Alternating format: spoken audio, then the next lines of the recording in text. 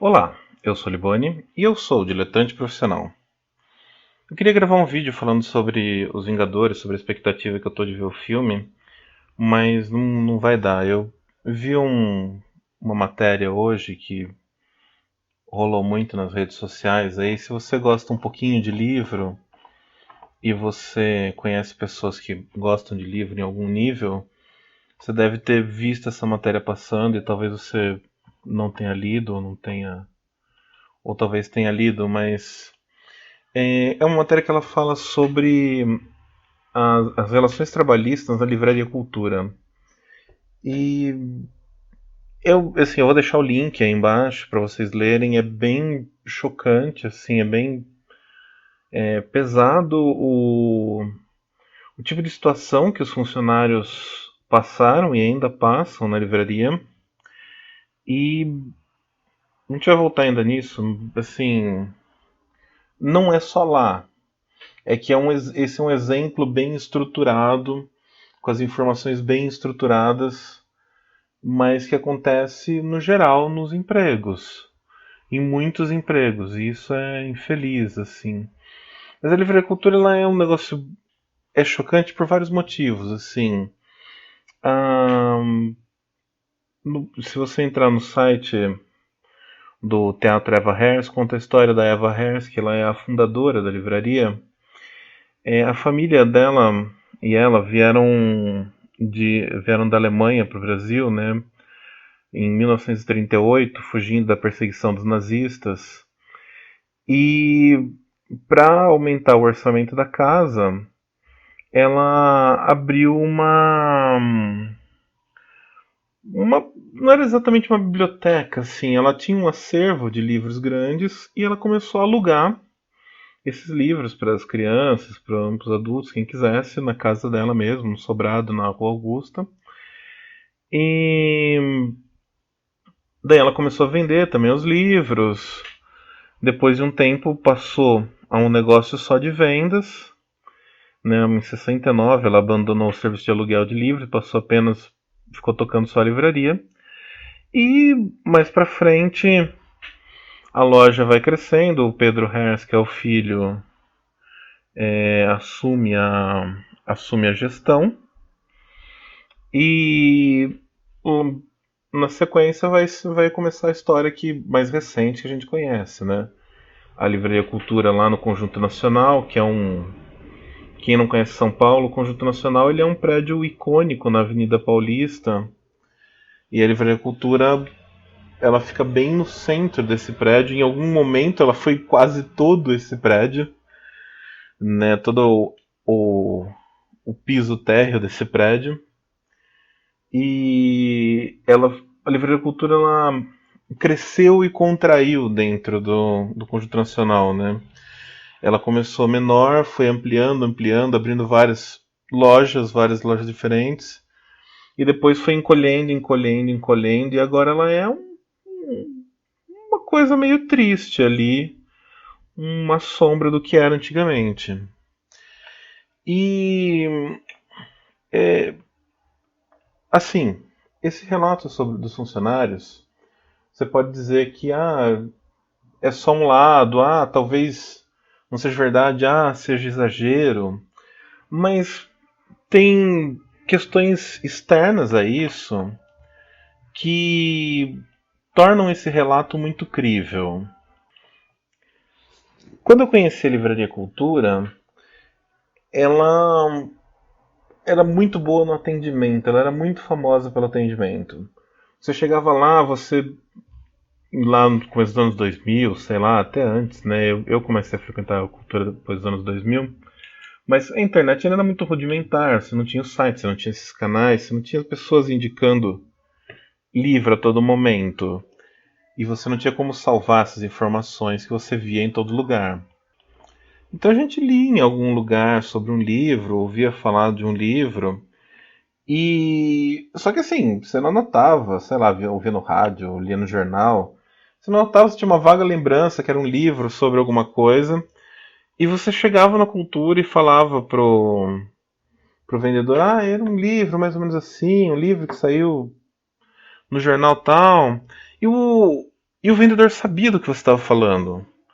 Mais do que isso, o vendedor ele pegava e você fala assim: ah, eu gosto de, sei lá, eu sempre gostei muito de romance policial, mas eu gosto do Rex Stout, que é um autor policial.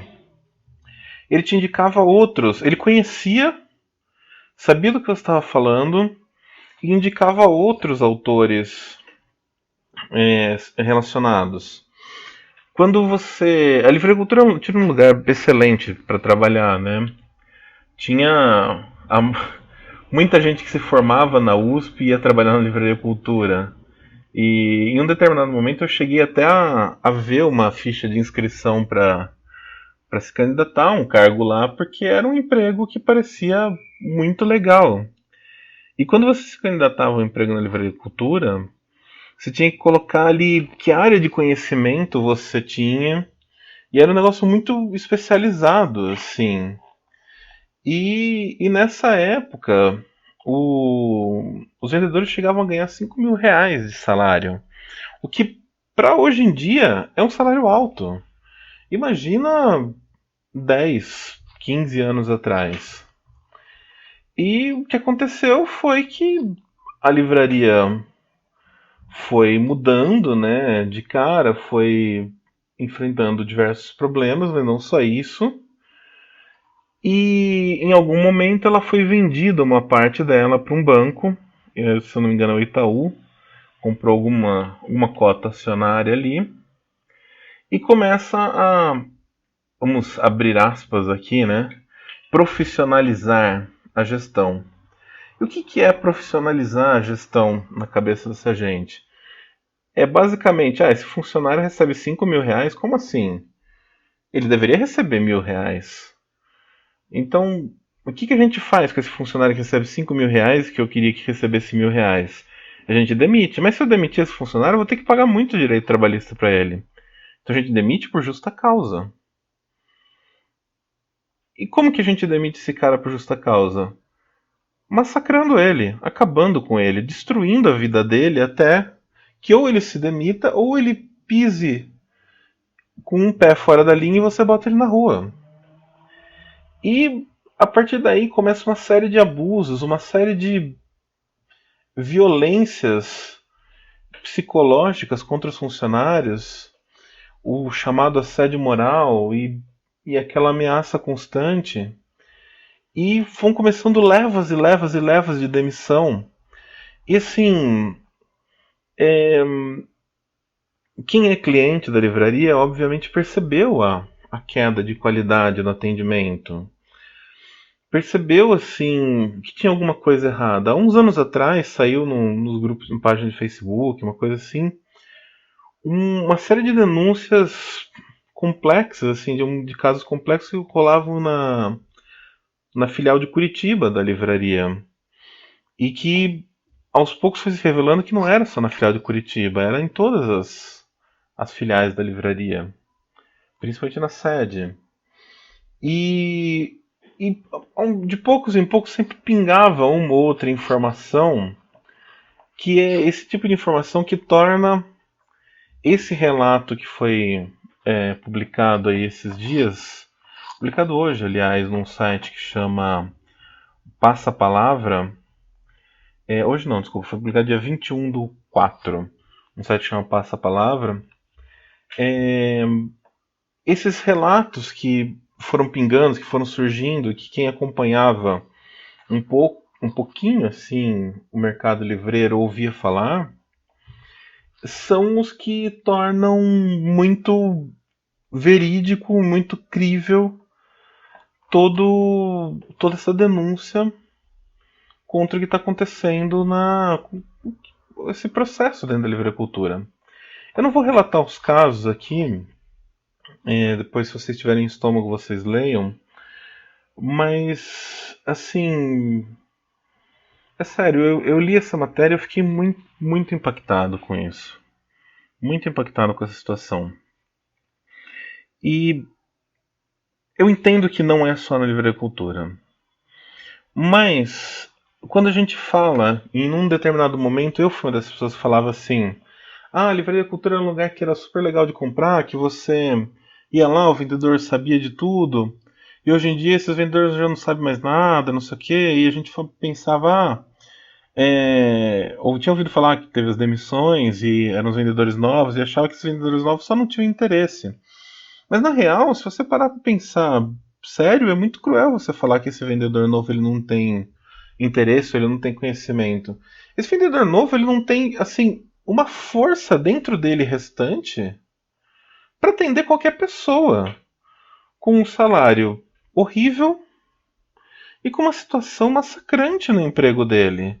Imagina, você tá a todo momento sob ameaça de perder seu emprego, a todo momento sabendo que você está no emprego horrível, a todo momento sabendo que você está sendo perseguido dentro da sua própria empresa, e você precisando desse emprego e ainda você tendo que ser aquele cara com o sorriso ali no rosto pro pro cliente que chega, porque você depende também que o cliente chegue e venda, porque tem a tal da comissão, que inclusive é uma das coisas que é relatado, que assim, eles nunca.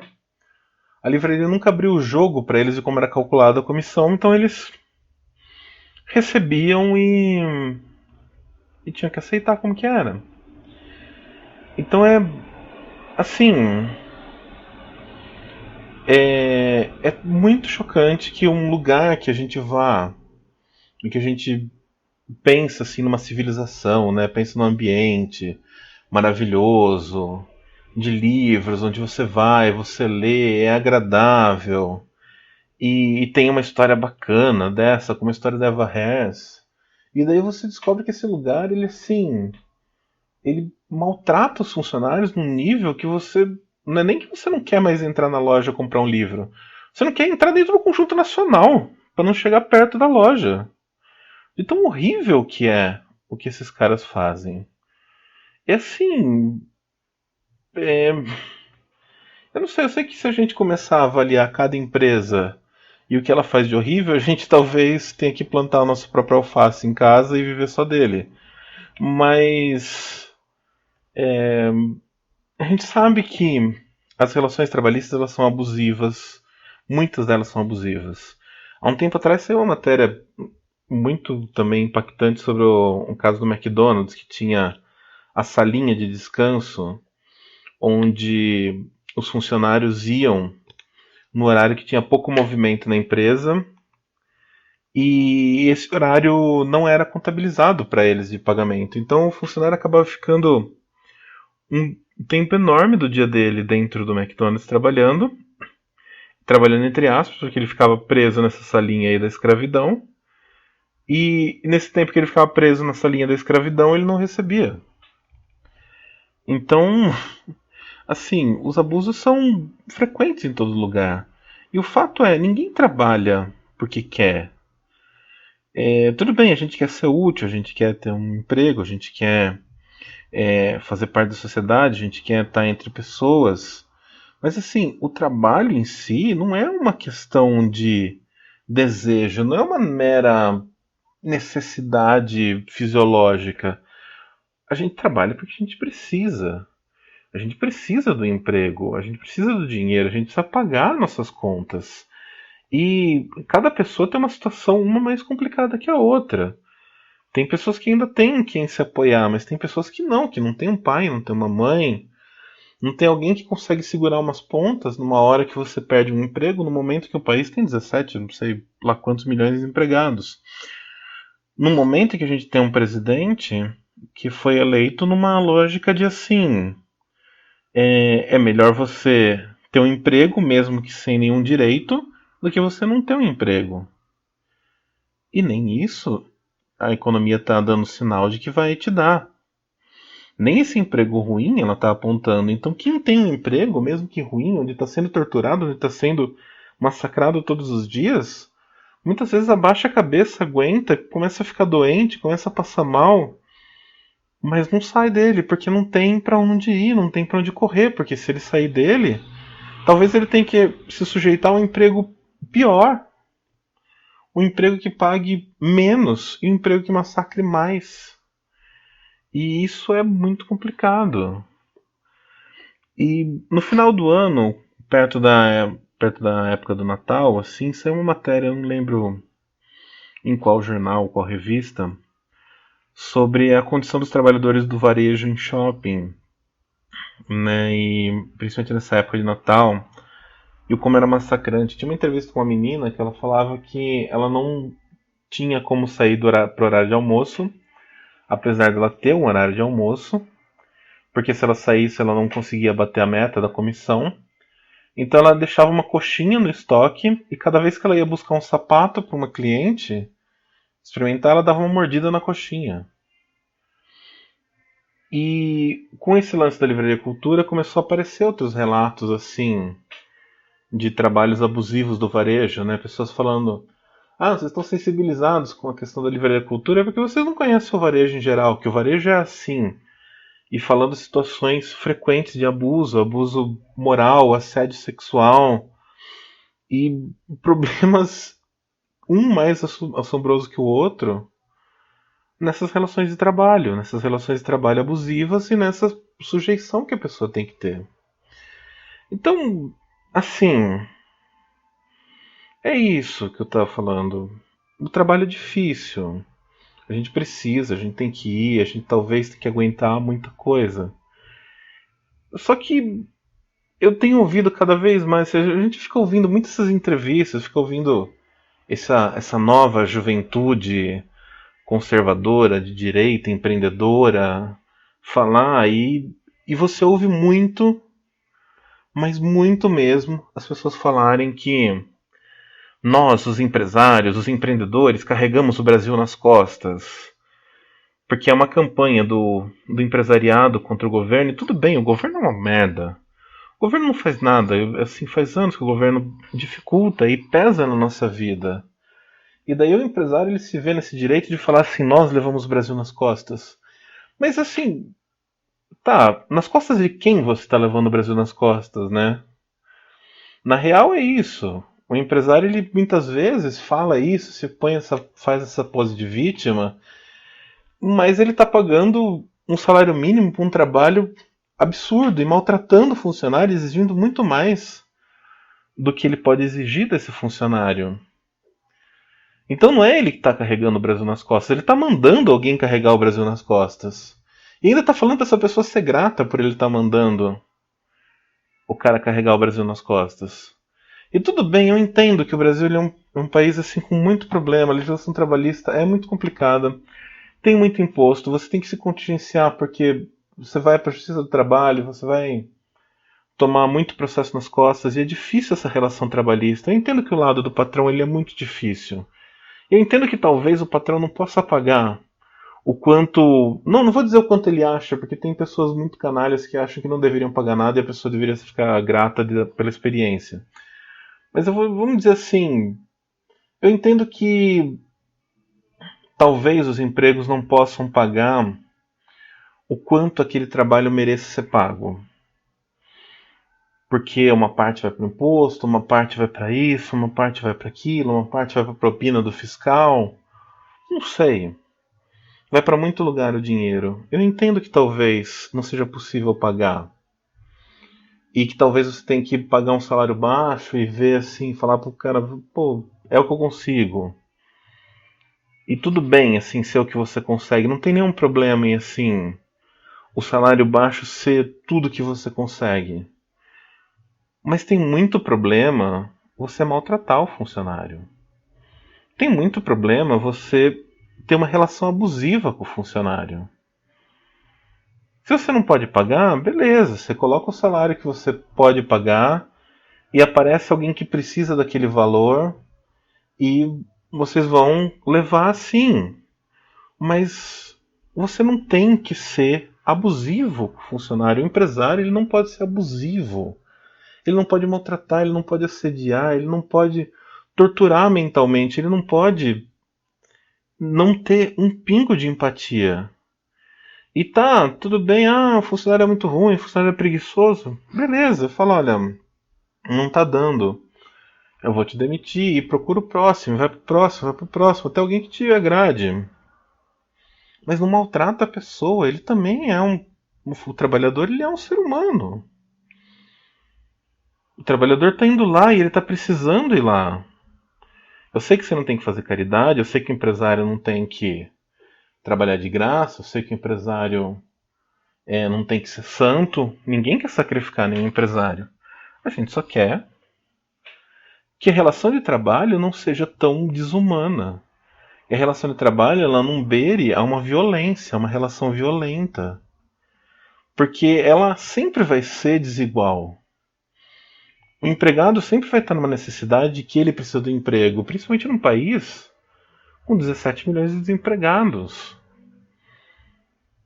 Então, se você já tem um lado da corda a seu favor, não abusa disso. Não maltrata, não castiga, não humilha, não destrói. Porque quando você destrói o funcionário, você só perde. Como esse funcionário vai atender a pessoa? E a gente volta para o caso da livraria cultura. Tudo bem, um cara que ganhava lá em 2000 um salário de 5 mil reais, e talvez fosse um salário muito acima da média para o mercado, ele atendia muito feliz a pessoa.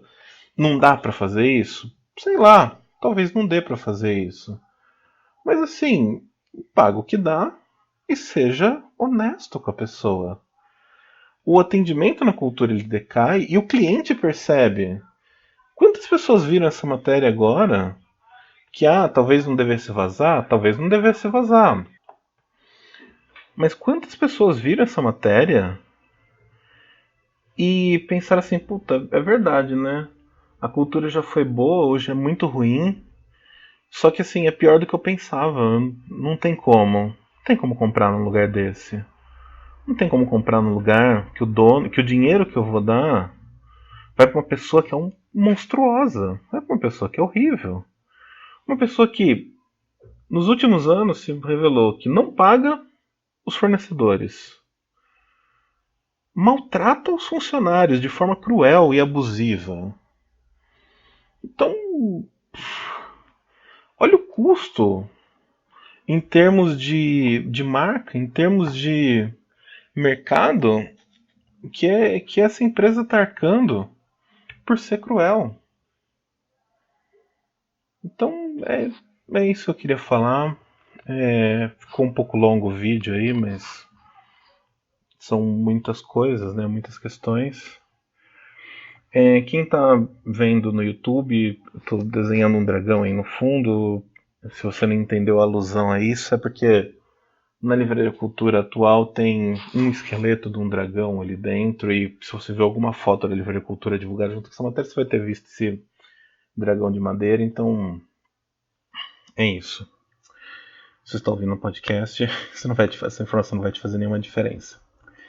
Se você está numa relação de trabalho abusiva e você tem alguma possibilidade, você tem alguém que segura suas pontas, você tem qualquer chance de sair da relação abusiva, eu espero que você possa sair.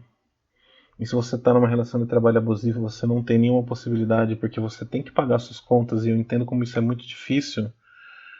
Eu torço que você tenha paciência e consiga sobreviver. Mas sempre toma cuidado porque a sua saúde ela pode deteriorar muito rápido com uma questão mental como essa dessas relações de trabalho. E o país ele está cada vez mais desesperador e assim a tendência é a nossa saúde mental ir muito mais rápido e com ela derrubar todo o físico de uma vez.